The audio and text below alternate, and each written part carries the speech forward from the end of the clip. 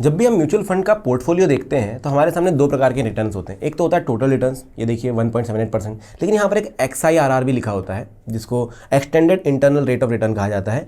ये देखिए 18.83% है। इसका क्या मतलब हुआ, ध्यान से समझते हैं, बहुत ही इंपॉर्टेंट चीज़ है। देखिए टोटल रिटर्न का मतलब होता है कि अभी मेरे जितने भी पैसे इन्वेस्टेड है उसमें मुझे कितना प्रॉफिट हो रहा है राइट नाउ, वो दिखा रहा है। लेकिन इसमें बहुत सारे प्रॉब्लम्स हैं, जैसे कि मैंने SIP करी है तो मेरा 1000 रुपये जो मैंने 1 साल पहले लगाया था मे बी वो मुझे अभी रिटर्न दे रहा होगा 10 से 12%, और जो मैंने पिछले महीने लगाया मे बी वो 7% ही दे रहा होगा, क्योंकि कंपाउंडिंग नहीं हुई है राइट। ऐसे ही हो सकता है मैंने 50,000 रुपये पिछले साल लगाए थे, 6 महीने बाद उसमें से 25,000 निकाल लिए थे और उसके बाद मैंने वापस में 35,000 रुपये डाले थे 1 महीने के बाद। तो ये बीच में जो गैप हुआ है, बीच में जो चेंजेस हुए हैं, क्या उनको भी कैलकुलेट किया गया है इस रिटर्न्स के अंदर? एक बड़ा सा आपके सामने जितना भी पोर्टफोलियो में अभी पैसा है उसके हिसाब से रिटर्न कितने निकल रहे हैं, आपके इन्वेस्टेड कितने और निकल कितने रहे, उसको यहाँ पर दिखा दिया गया। लेकिन अगर आपको देखना है कि भाई आपके जो कैश फ्लो हुआ है, बीच में आपने निकाला है, डाला है, SIP करी है, फिर पैसे निकाले, उन सब का मिला करके आपने टोटल रिटर्न्स कितने कमाए हैं, आपने कितना प्रॉफिट गेन किया है, तो आपको XIRR में दिखाई देता है।